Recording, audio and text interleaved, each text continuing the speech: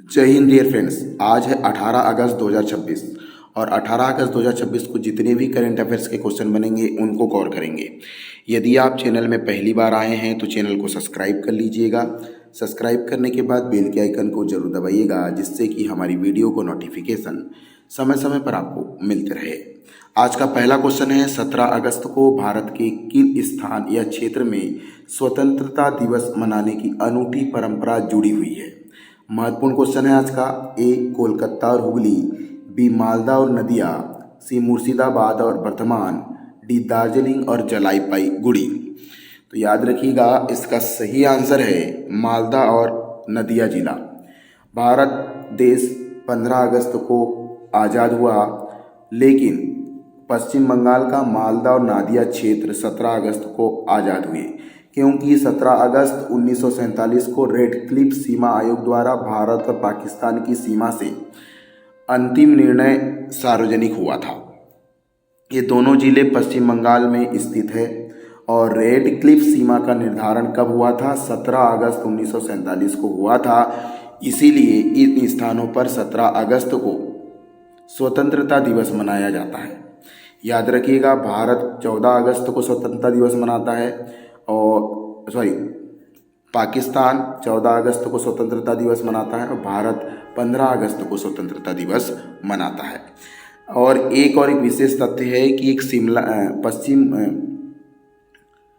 हिमाचल प्रदेश का एक स्थान है ठियोग। इस ठियोग स्थान में 16 अगस्त को स्वतंत्रता दिवस मनाया जाता है, क्योंकि 16 अगस्त के दिन यहाँ पर ठियोग में राजशाही शासन समाप्त हुआ था। इसीलिए 16 अगस्त को ठियोग, जो कि शिमला के पास स्थित है, वहाँ पर 16 अगस्त को स्वतंत्रता दिवस मनाया जाता है।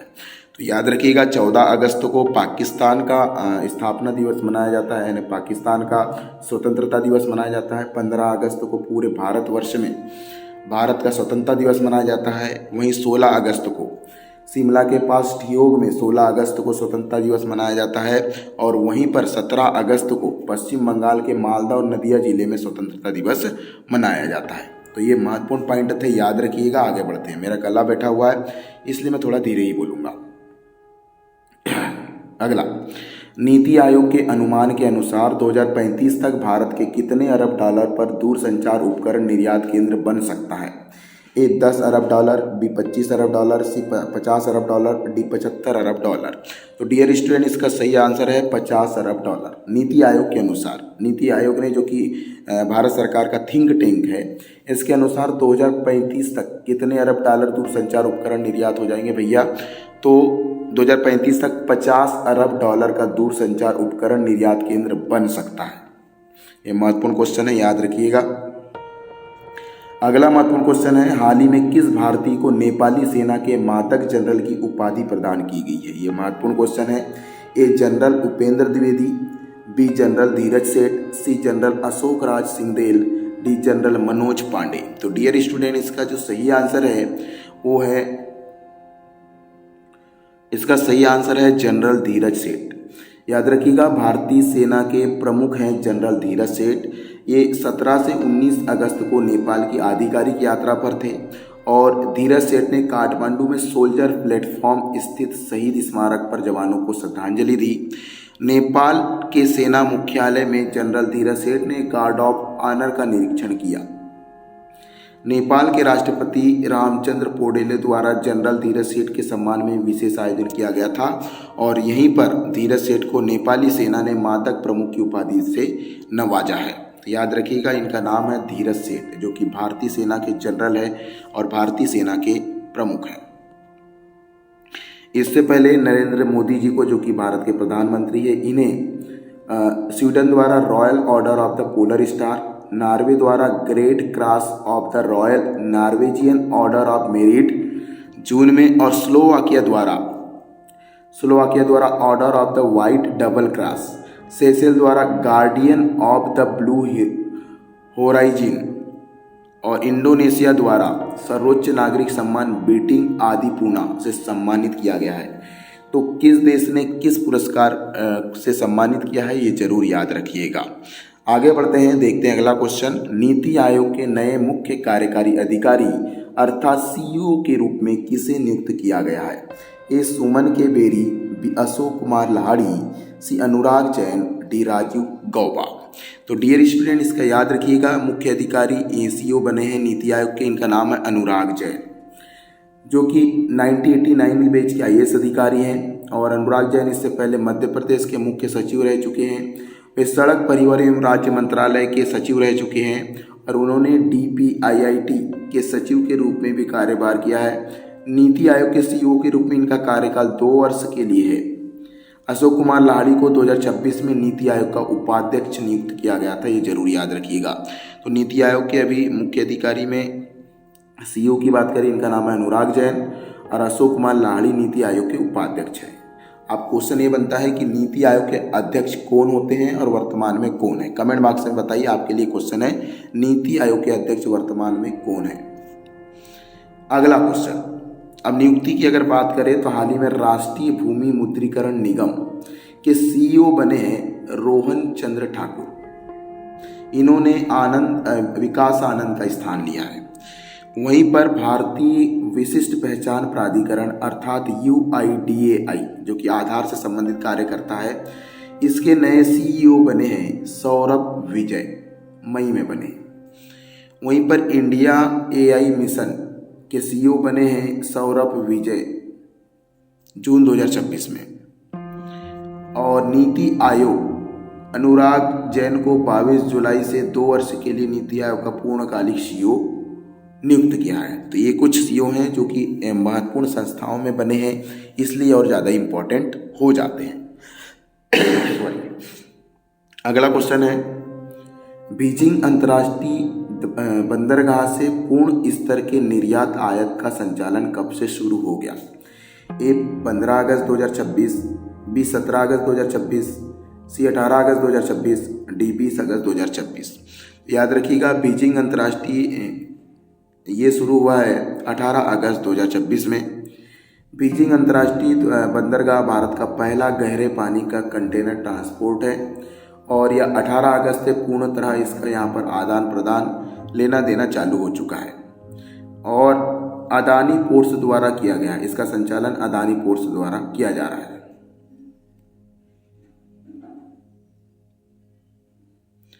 और एक चीज याद रखिएगा, प्रशिक्षण संचालन के दौरान पहला निर्यात कंटेनर स्पेन के वालेसिया में भेजा गया है। तो ये भी क्वेश्चन बन सकता है कि पहला जहाज कौन सा गया है? इसका नाम है, प्रशिक्षण के दौरान पहला जहाज स्पेन के वालेंसिया में भेजा गया है।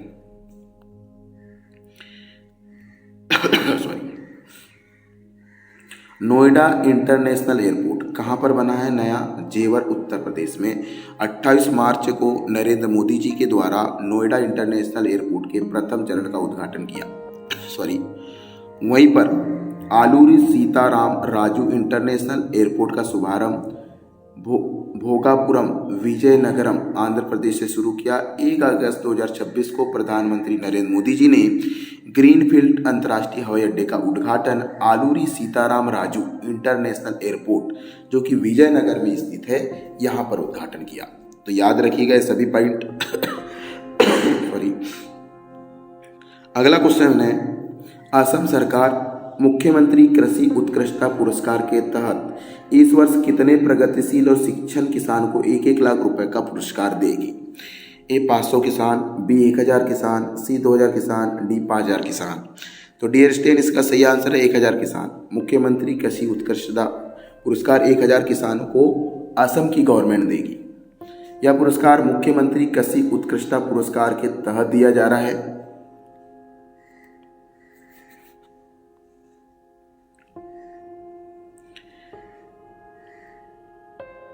अगला महत्वपूर्ण पॉइंट देख लीजिए, मुख्यमंत्री कृषि उत्कृष्टता पुरस्कार 1000 किसानों को दिया जा रहा है।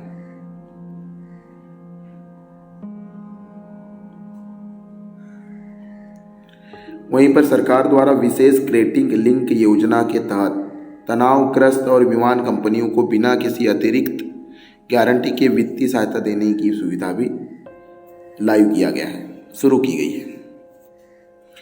अगला क्वेश्चन है, कतर में रहने वाले भारतीय प्रवासी अब किस डिजिटल भुगतान प्रणाली के माध्यम से भारत में अपने परिवार के यूपीआई सक्षम बैंक खाते में धन भेज सकता है? एनएफटी, बी, आरटीजीएस, सी, यूपीआई, डी, आईएमपीएस। तो डियर स्टूडेंट याद रखिएगा,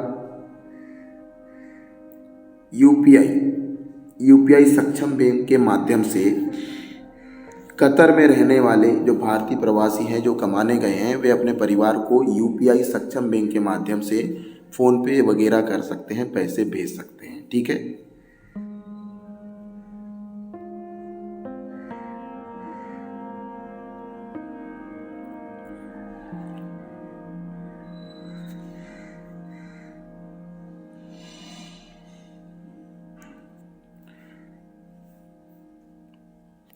अगला महत्वपूर्ण क्वेश्चन है,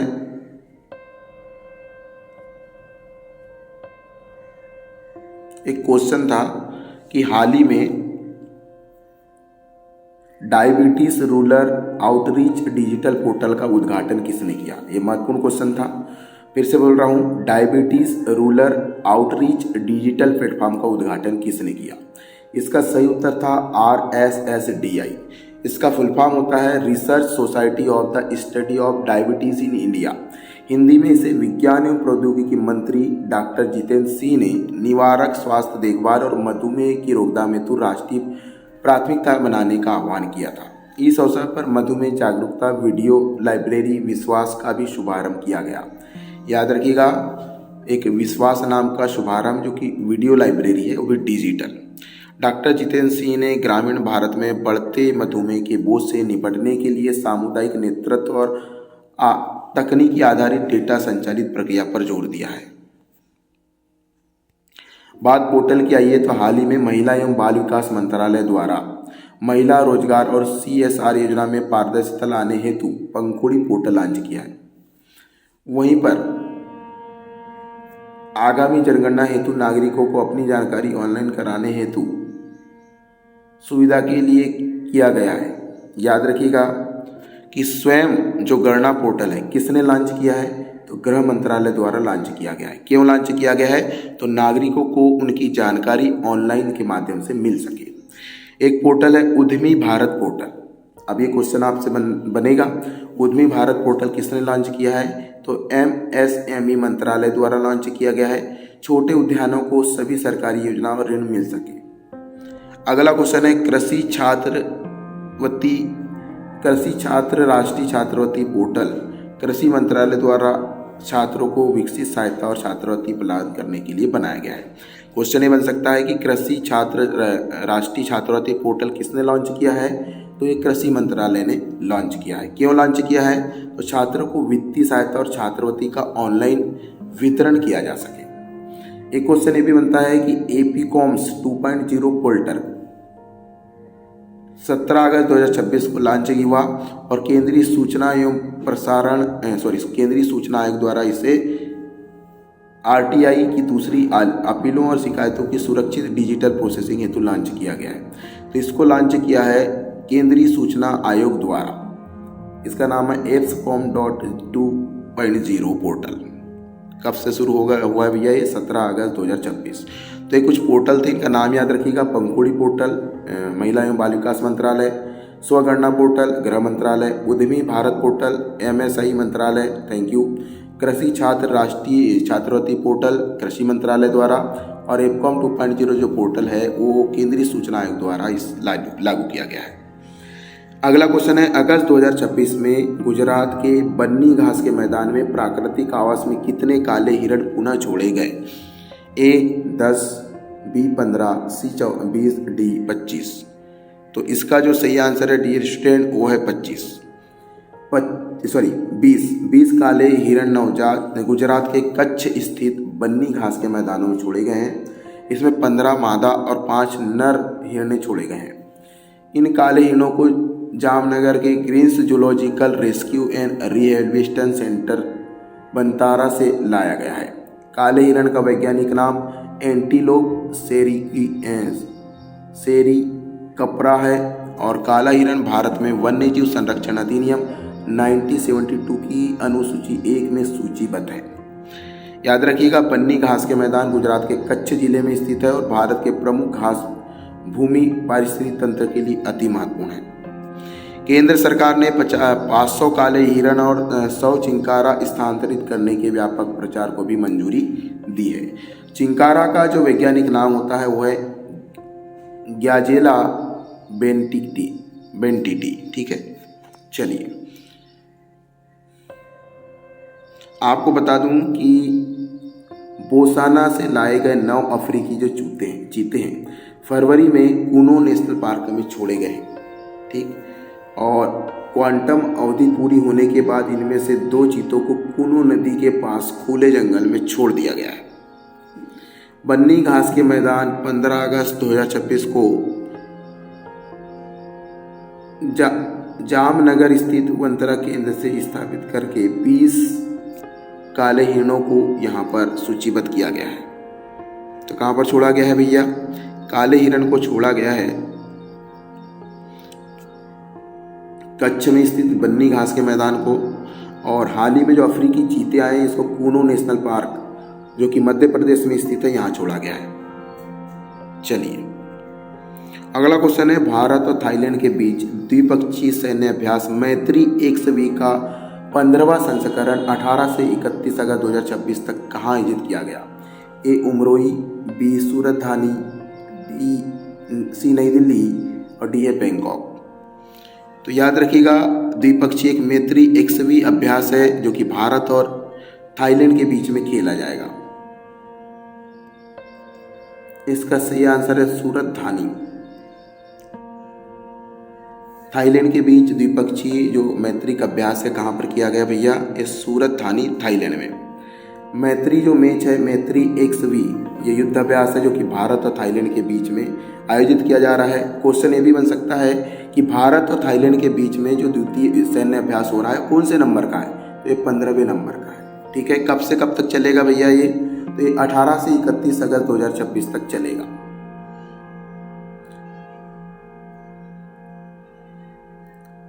थल सेना की ओर से 5वीं डिजिटल डिवीजन की 25वीं इन्फेंट्री ब्रिगेड की 3री बटालियन भाग ले रही है।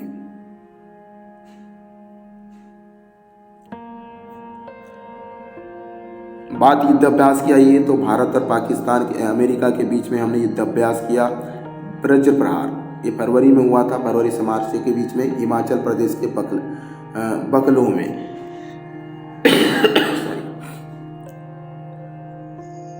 साइक्लोन एक विशेष बल अभ्यास है जो कि भारत और मिस्र के बीच में हुआ अप्रैल में, मिस्र के अन्नास में। खंजर जो युद्ध अभ्यास है हम भारत और किर्गिस्तान के बीच में करते हैं। इसका 13वां संस्करण फरवरी में आयोजित हुआ था। और कहाँ आयोजित हुआ था भैया? तो आयोजित हुआ था असम के ममारी में। भारत और उज्बेकिस्तान के बीच में भी हाल ही में संपन्न हुआ डस्ट लीग, ये अप्रैल में संपन्न हुआ था। और अभी हाल ही में भारत और अमेरिका नौसेना के बीच में EOD अभ्यास जारी किया है 2026 कोच्चि में। ये 10 अगस्त से 14 अगस्त तक चला।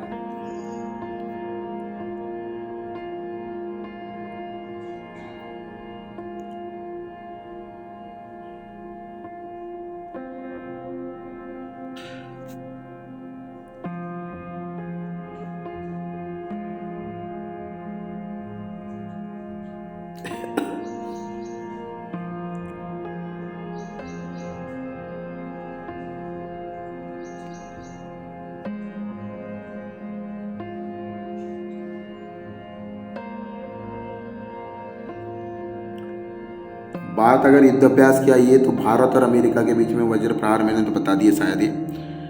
हाँ, ये सब चीज़ बता दिया। चलो आगे बढ़ते हैं।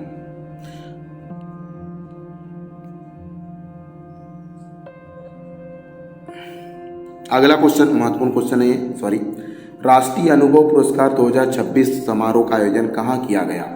ए विज्ञान भवन नई दिल्ली, बी भारत मंडपम नई दिल्ली, सी विज्ञान भवन मुंबई, डी राष्ट्रपति भवन नई दिल्ली। तो याद रखिएगा, राष्ट्रीय अनुभव पुरस्कार 2026 का जो आयोजन है विज्ञान भवन नई दिल्ली में किया गया।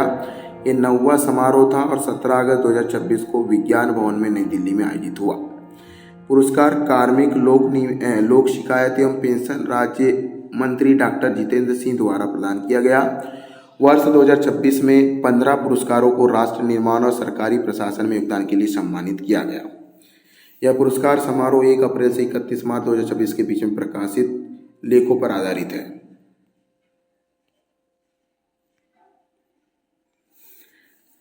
अगला क्वेश्चन बहुत ज़्यादा इंपॉर्टेंट है। स्पेस एक्स ने 15 अगस्त 2026 को किस रॉकेट के 2 प्रक्षेपणों के बीच में सबसे कम अंतराल का नया रिकॉर्ड बनाया है? ए फाल्कन देवी, बी स्टारशिप, सी फाल्कन 9, डी डेल्टा आईवी। तो स्पेस एक्स ने जिस रॉकेट का प्रशिक्षण किया है इसका नाम है फाल्कन 9। फाल्कन 9 स्पेस एक्स ने 15 अगस्त 2026 को 2 फाल्कन 9 रॉकेट को लॉन्च किया है और एक रिकॉर्ड बनाया है। क्या रिकॉर्ड है? तो याद रखिएगा, पहले तो ये दोनों प्रक्षेपण Cape Canaveral Space Force Station Florida और वेंडेनबर्ग के स्पेस फोर्स बेस में कैलिफोर्निया में प्रक्षेपण किया गया। इसमें क्या हुआ कि पहला जो फाल्कन 9 जो उपग्रह है वो पृथ्वी की कक्षा में स्थापित हुआ और उसके कुछ ही मिनटों बाद दूसरा फाल्कन 9 अमेरिकी अंतरिक्ष बल के वर्गीकृत किया गया है।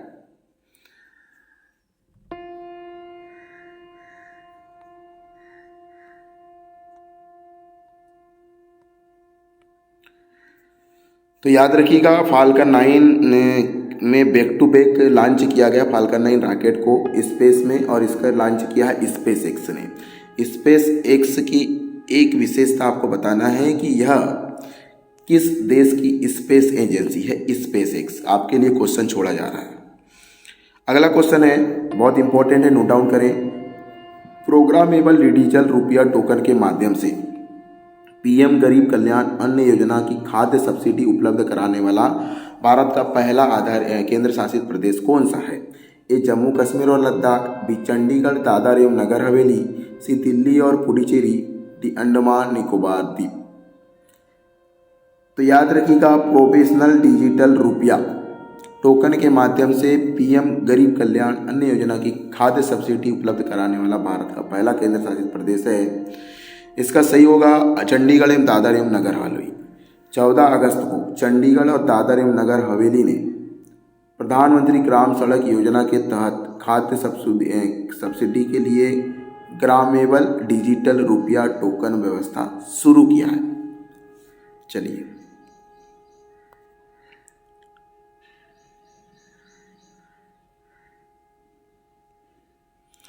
चलिए अगला क्वेश्चन है, एक पॉइंट है एक्चुअल में। फरवरी में त्रिपुरा में भारत का पहला स्टेट इनोवेशन मिशन शुरू किया गया। उसी प्रकार मई में पीएम सेतु योजना को ऑर्गेनाइजेशन करने वाला भारत का पहला राज्य बना है आंध्र प्रदेश। जून 2026 में उत्तर प्रदेश के प्रोजेक्ट गंगा शुरू किया, जिसमें देश में ग्रामीण क्षेत्रों के लिए इस प्रकार का पहला डिजिटल कनेक्टिविटी मॉडल बनाया गया है। इसके तहत लगभग 20 लाख कर्मचारी को हाई स्पीड इंटरनेट से जोड़ा जाएगा। ठीक है।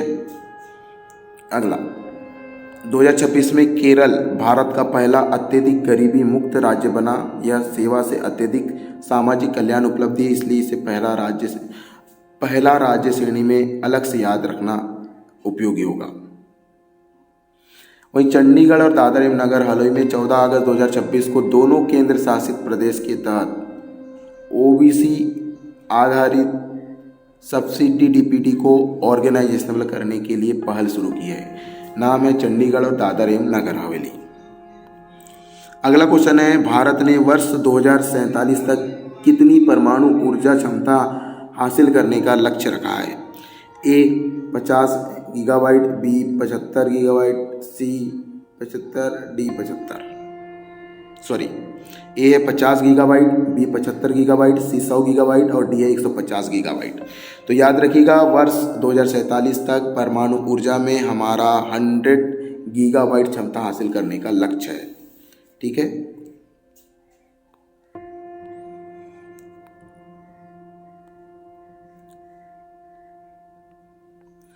एक महत्वपूर्ण क्वेश्चन है कि ई स्पोर्ट विश्व कप शतरंज का लगातार दूसरे वर्ष खिताब किसने जीता?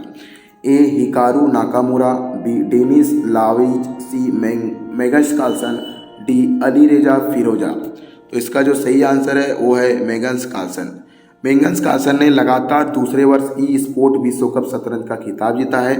इन्होंने फाइनल में बेलारूस के ग्रैंड मास्टर डेनिस लाजेविक को हराया। कार्लस ने टूर्नामेंट में टीम लिक्विड का प्रतिनिधित्व किया और पूरे टूर्नामेंट में अपराजित रहे।